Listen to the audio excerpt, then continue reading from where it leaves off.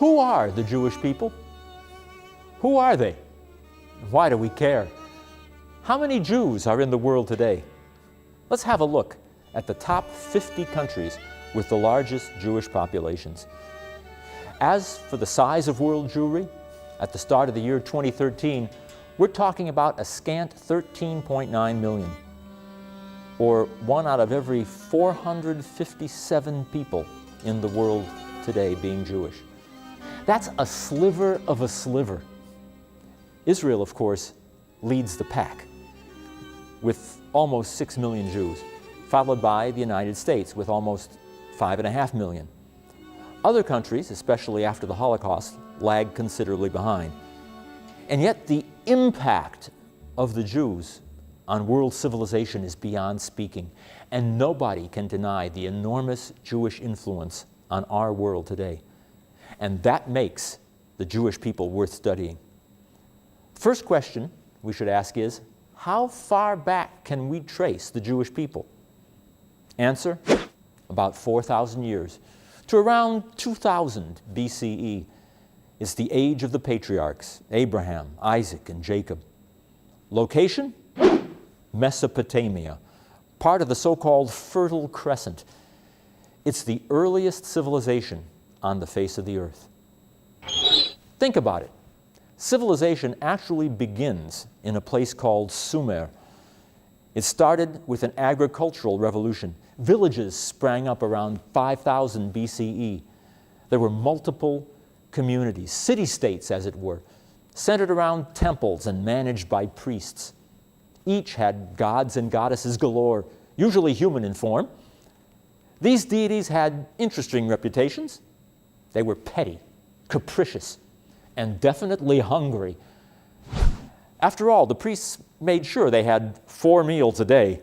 One ancient list of offerings includes 21 first-class rams, 2 large bulls, 8 lambs, 30 birds, 5 ducks, 4 wild boars, 3 ostrich eggs, and a partridge in a pear tree. Not really, but you get the idea. Around 3000 BCE, Mesopotamian city-states were flourishing.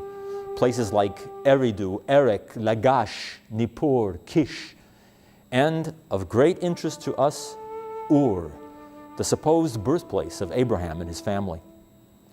Mesopotamian merchants traveled back and forth to Syria, Egypt, and the land called Canaan.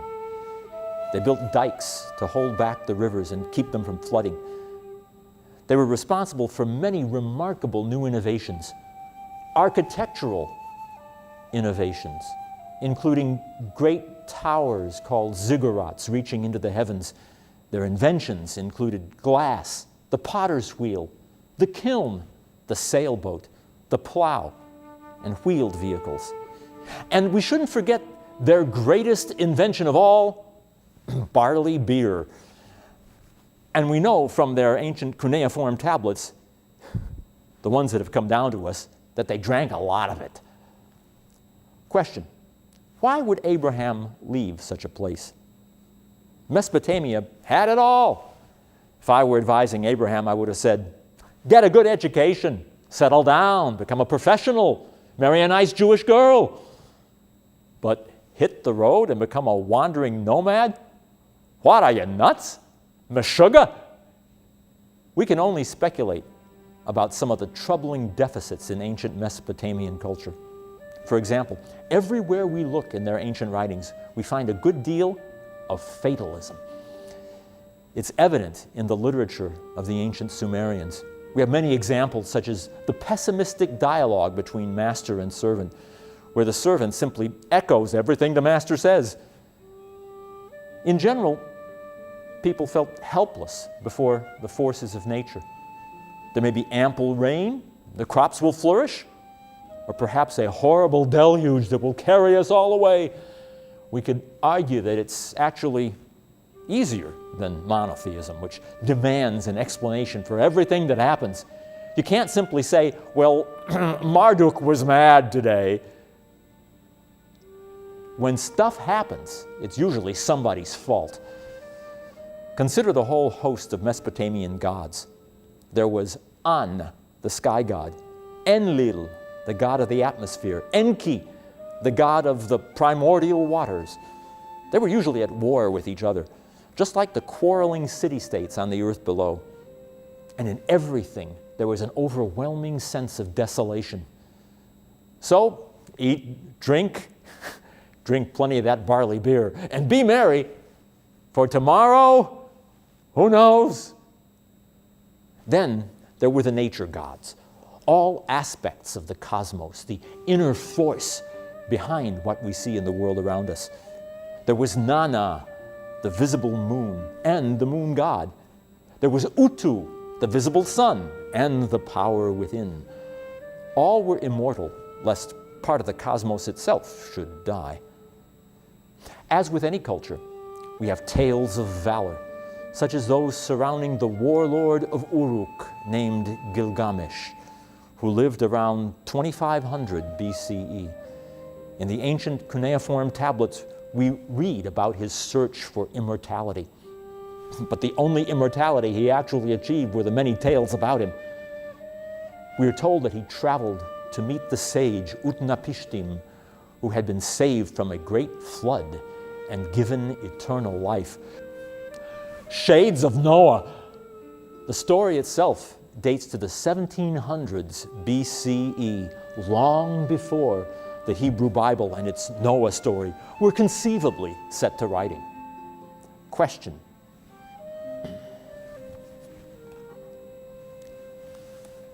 what do you think, Watson? Did the Bible plagiarize the Gilgamesh epic?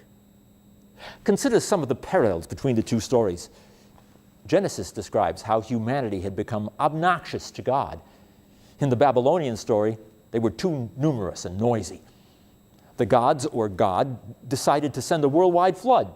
That's in both. This would drown men, women, children, babies, and infants, as well as eliminate all of the land animals and birds. The gods, or God, knew of one righteous man, Utnapishtim, or Noah. The gods, or God, ordered the story's hero to build a multi-storied wooden ark called a chest or box in the original Hebrew.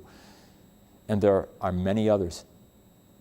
Bottom line, this looks like a job for the biblical Mythbusters.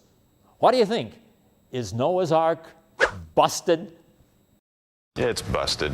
Okay, we'll call it busted. All right. Shh! Don't tell Russell Crowe. Bear in mind, we have other Mesopotamian myths that sound a lot like biblical stories. Enki ate forbidden fruit in a paradise called Dilmun. Sounds a bit like Eden. Etana flew to heaven to receive the gift of kingship. Reminds us of the early biblical patriarch named Enoch. What about these biblical stories?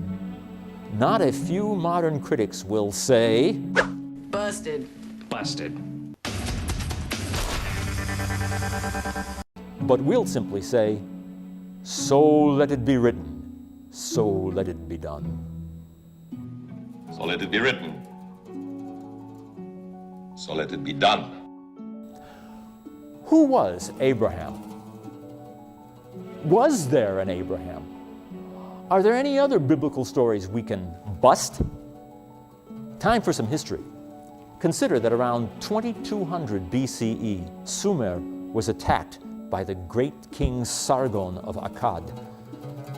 Though a great leader, he was of humble birth, and his mother was said to have set him adrift in the Euphrates River.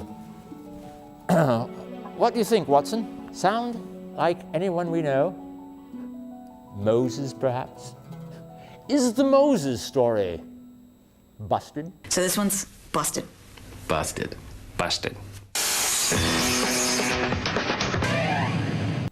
Inquiring minds disagree, but everyone agrees that Sargon went on to conquer almost all of Sumeria. In 2180 BCE, Sargon died and Akkad collapsed. Sumeria regained power, and Abraham's town, Ur, center of the moon cult, rose to prominence. Around 2000 BC, a nomadic group called the Amorites flooded in. Curiously, the back and forth travels of the Amorites across the ancient Near East closely resembled the biblical travels of Abraham. While not a few scholars question whether Abraham ever existed, others see this as circumstantial evidence that Abraham may have been not only a historical figure, but himself an Amorite.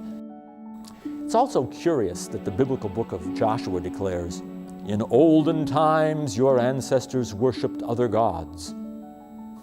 Could this be a faint reference to Abrahamic times? Could it be that Abraham's family left ancient Ur about the time that the Amorites came in?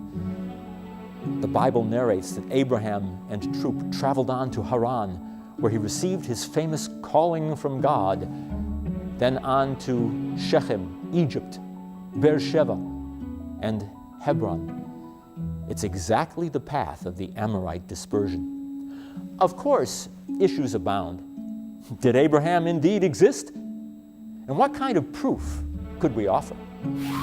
What about Isaac and the famous story of Abraham almost offering him up as a sacrifice? How about the famous story of Abraham schmoozing with God in a tent? Sound historical? Are such stories for the birds? It's busted.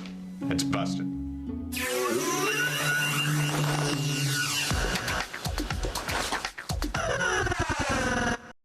But we should also remember an important principle of scholarship. The absence of evidence is not evidence of absence. Meanwhile, over in Canaan, new cities had cropped up. Megiddo, Lachish, Hatzor, Bet-El, Gaza, all established centuries before Abraham arrived on the scene. And ancient Jericho had already stood for some 6,000 years, the oldest city on earth. The Canaanites prayed to their chief god, El, the equivalent of the Hebrew Bible's word for God, Elohim. El was kind and merciful, a creator god called Holy, the three-letter root QDS, equivalent to the Hebrew root word Kadosh, holy. El had a son named Baal, frequently referenced in the Bible. Baal was virtuous and locked in battle with the forces of chaos. El also manifested as Hadad, the god of storm, thunder, lightning, and the rider of the clouds. His consort was Astarte or Astarte, the goddess of love, fertility, and war. Canaanite myths were recorded in ancient Ugaritic. In the beginning, we are told, the world was created out of darkness, wind-shaped air, and miry chaos. Baal fought Yam, god of the primordial sea, for dominion of the world. Baal died, but miraculously returned to life. Sound familiar? Bottom line, the biblical account was not produced in a vacuum. We always have to check it against other ancient accounts. Did one account borrow from another? We can't prove that the patriarchs existed, but we know a lot about the ancient cultures they were said to inhabit. And now, Watson, you know the rest of the story. Only now you know the rest of the story. So let it be written. So let it be done.